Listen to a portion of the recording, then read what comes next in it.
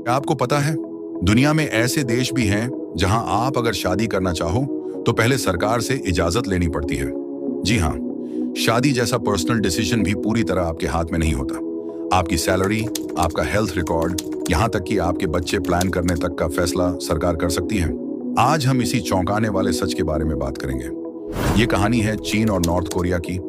इन देशों में कई सालों तक ऐसा कानून था कि कोई भी कपल शादी तभी कर सकता था जब सरकार उन्हें अप्रूवल दे। मतलब शादी सिर्फ दो दिलों का मिलन नहीं था, बल्कि सरकार की परमिशन लेटर भी जरूरी थी। असल में यह सब शुरू हुआ पॉपुलेशन कंट्रोल पॉलिसीज से। चीन में 1980 में वन चाइल्ड पॉलिसी लागू की गई। सरकार चाहती थी कि लोग ज्यादा बच्चे न पैदा करें, इसलिए शादी से पहले कपल्स को प्रूव करना पड़ता था कि वो फाइनेंशियली स्टेबल हैं। नॉर्थ कोरिया में हालात और सख्त थे। वहां तो शादी के लिए सरकार की आइडियोलॉजी टेस्ट भी होती थी। मतलब आपको साबित करना पड़ता था कि आप सरकार के लॉयल सिटीजन हो। अब सोचिए इसका समाज पर क्या असर पड़ा। कई गरीब फैमिलीज अपने बच्चों की शादी नहीं करवा पा रही थी।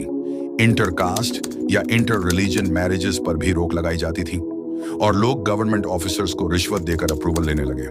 कई बार कपल्स को सालों तक इंतजार करना पड़ता था, सिर्फ इसलिए क्योंकि उनका इनकम लेवल कम था। यानी प्यार का रिश्ता पेपर वर्क और परमिशन की भेंट चढ़ जाता था। अब सवाल उठता है, क्या यह सही था? क्योंकि सरकार का कहना था कि इस सिस्टम से पॉपुलेशन कंट्रोल हुआ और समाज स्टेबल रहा।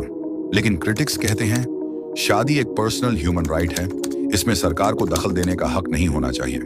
सोचिए, अगर आपको अपने ही देश में शादी करने के लिए एक एनओसी सर्टिफिकेट लेना पड़े तो आपको कैसा लगेगा?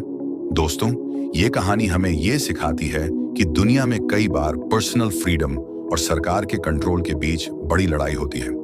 चीन और नॉर्थ कोरिया जैसे देशों ने शादी को भी एक गवर्नमेंट प्रोजेक्ट बना दिया। अब सवाल आपसे, क्या आप मानते हो कि पॉपुलेशन कंट्रोल और सोशल स्टेबिलिटी के लिए शादी पर गवर्नमेंट परमिशन जरूरी होनी चाहिए, या फिर शादी हमेशा सिर्फ दो इंसानों का फैसला होना चाहिए, सरकार का नहीं? तो दोस्तों, ऐसे ही दिमाग हिला देने वाले फैक्ट्स के लिए प्लैनेट अनलॉक्ड को सब्सक्राइब कीजिए और कमेंट में बताइए ये रूल्स सही हैं या गलत। धन्यवाद।